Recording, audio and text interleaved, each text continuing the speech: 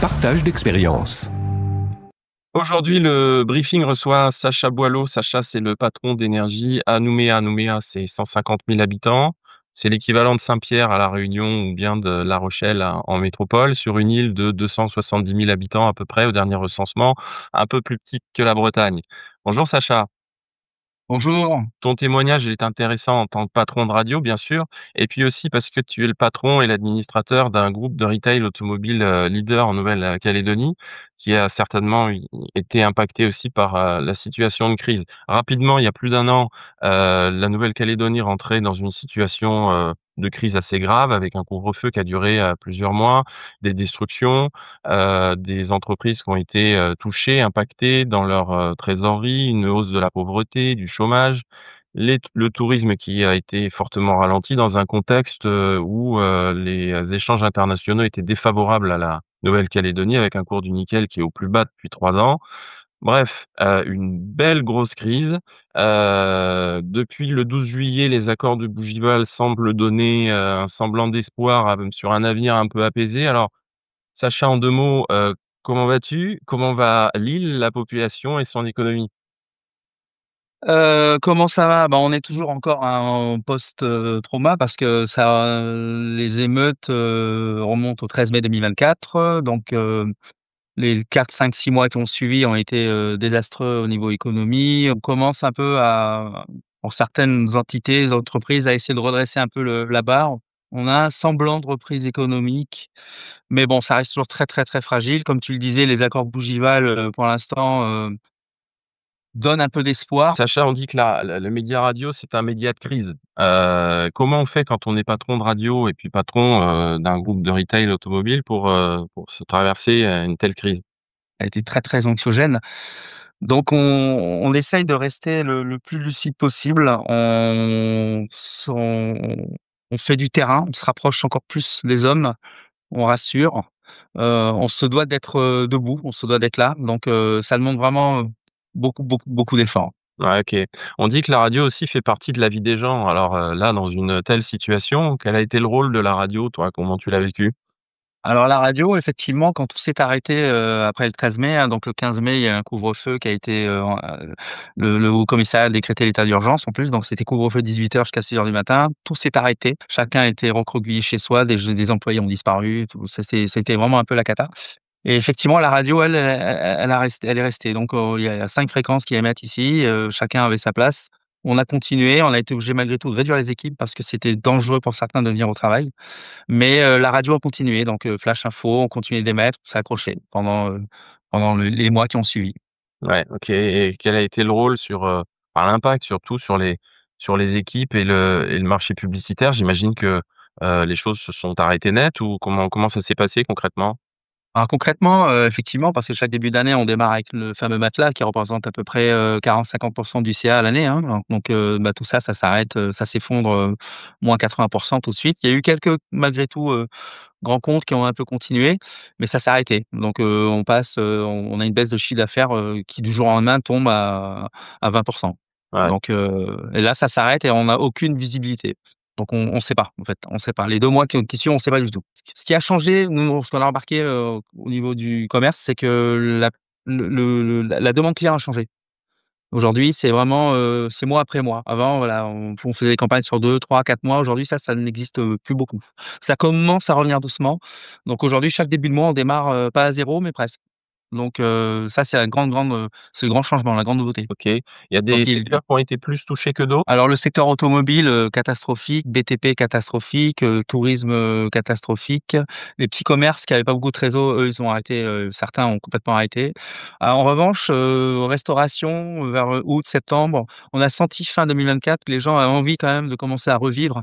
Restauration, bar, rapidement ça commençait à reprendre de l'activité, mais de temps en temps, il y avait des fermetures encore, des couvre-feux qui revenaient. C'est dès qu'il y avait des exactions, on arrêtait. Mais oui, voilà, grosso modo, là, aujourd'hui, on commence à ressentir une reprise. Voilà, là, on est en juillet, 2025. Cette crise-là, elle a changé des choses, dans votre organisation? Oui, j'imagine au quotidien, tu l'as dit tout à l'heure, mais est-ce que ça a permis de, peut-être sortir des projets qui étaient dans les tiroirs ou bien de, vous forcer à vous adapter en lançant rapidement des nouvelles offres? Comment ça s'est passé concrètement? Alors on s'est remis en question assez rapidement. Bon déjà ça a chamboulé toute l'équipe parce qu'on a dû procéder, comme, une grande partie des entreprises à des licenciements économiques. Donc ça a été très, très difficile, douloureux pour tout le monde. Une équipe qui éclate un peu, c'est compliqué. 3 commerciales, donc 2 qui sont partis, responsable des ventes qui est parti. Il y a eu des départs aussi en métropole. Donc, on s'est retrouvés, avec aussi un animateur en moins, et on s'est retrouvés avec une équipe réduite. Donc là, ça complique un peu les choses. Et aujourd'hui, on est en train de reconstruire l'équipe. Donc on a réembauché une deuxième commerciale, on a 2 commerciales. On s'est beaucoup appuyé sur une commerciale qui est restée, qui avait de l'expérience, qui nous a beaucoup, beaucoup aidé. On a maintenant aujourd'hui recruté une assistante. Donc là, on est en train de recréer l'équipe. On a retravaillé également la grille. Donc là, toute la début 25, les 3 premiers mois, on l'a retravaillé. On a développé des produits également, un peu le digital aussi parce qu'on a vu que le marché du digital explosait.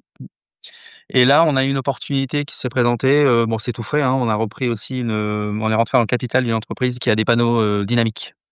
Donc, qui permet aussi de relayer certaines campagnes et qui donne un peu plus de puissance. Est-ce que, vous avez, trouvé des solutions, pour, refaire de la trésorerie rapidement? Qu'est-ce que tu peux me dire là-dessus? Alors oui, oui, oui, bonne question parce que le souci trésor, c'est vraiment ce qui était très, très, très angoissant, pour nous.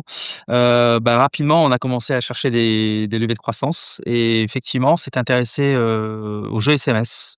C'était quelque chose, qu'on faisait, mais c'était à petit format, alors que j'en voyais d'autres qui faisaient des gros lots, donc je m'y suis intéressé, j'ai trouvé un prestataire et oui, oui, c'était la solution, du moment car aujourd'hui, ça représente 25 de du chiffre d'affaires de la radio.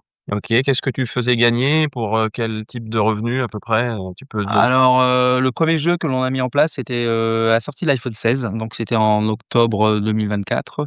On faisait gagner un iPhone, tous les lundis sur, 1 mois, donc 4 iPhones et on commençait du plus petit au plus gros et bah, ce premier jeu, ça nous a permis de tester, donc on était un peu frileux et au fait, ça nous a généré, plus de 20 000 € cash net en 1 mois, donc on s'est dit: «Tiens, cet axe, il est quand même, effectivement, très important». Après, on est passé à un stade au-dessus, une voiture, encore plus et là, aujourd'hui, on tourne maintenant toujours avec 3 jeux, un gros lot, un lot, un middle lot et puis un petit lot, donc on a toujours 3 jeux, donc ça permet de faire une bonne com. C'est très dynamique, très, très dynamique également, donc c'est un bon levier de croissance. Tu disais tout à l'heure que sur le rythme, les choses ont changé, les annonceurs, ont une, stratégie plus court-termiste, on va dire et on les comprend. Est-ce qu'au niveau du fond, c'est-à-dire sur leur, prise de parole et sur leur façon, leurs attentes, en termes de communication, est-ce que la crise a changé quelque chose, a fait bouger les lignes? On sent que ça a changé, il y a c'est plus, humain, on va dire. C'est il y a les messages ont changé, ouais, effectivement. Plus, ouais, ça a changé, on l'entend, ça s'entend. D'accord, OK. Ouais. Plus humain. Il y a un aspect humain qui est beaucoup plus fort. D'accord, eh bien, bah, c'est justement, pour conclure, en termes d'humain sur ce secteur-là, sur ce terrain-là, quels seraient les conseils que tu donnerais à d'autres patrons de radio, pour, si un jour ça se présente, j'espère que ça se présentera pas, mais on peut l'imaginer, quand une période de crise arrive comme ça, qu'est-ce qu'il faut faire? Quels sont tes conseils? Alors, on ça vient tellement brutalement qu'on s'y attend absolument pas, mais j'ai envie de dire qu'il faut aujourd'hui, moi, avec le recul et cette expérience, c'est de se préparer à l'imprévisible. Il faut toujours, avoir un petit peu, les choses, tu l'as dit tout à l'heure, il y a eu le covid, nous, on s'est pris quand même quelque chose d'extrêmement grave. Rester agile, très humain également et concret, donc proche des hommes et puis après, moi, ça a permis aussi d'avoir un autre regard sur les business models qu'on avait ou des choses, qu'on a réactualisées, changées, des paramètres qui ont changé également. Donc et puis, de faire attention à sa trésor aussi, c'est le nerf de la guerre. Donc effectivement, mais bon, voilà, c'est se préparer à l'imprévisible et rester humain, lucide. Mais c'est facile à dire aujourd'hui avec le recul, mais dans l'instant, c'est compliqué quand même. Merci Sacha pour ce témoignage et puis on te souhaite le meilleur pour l'avenir. Bah, merci.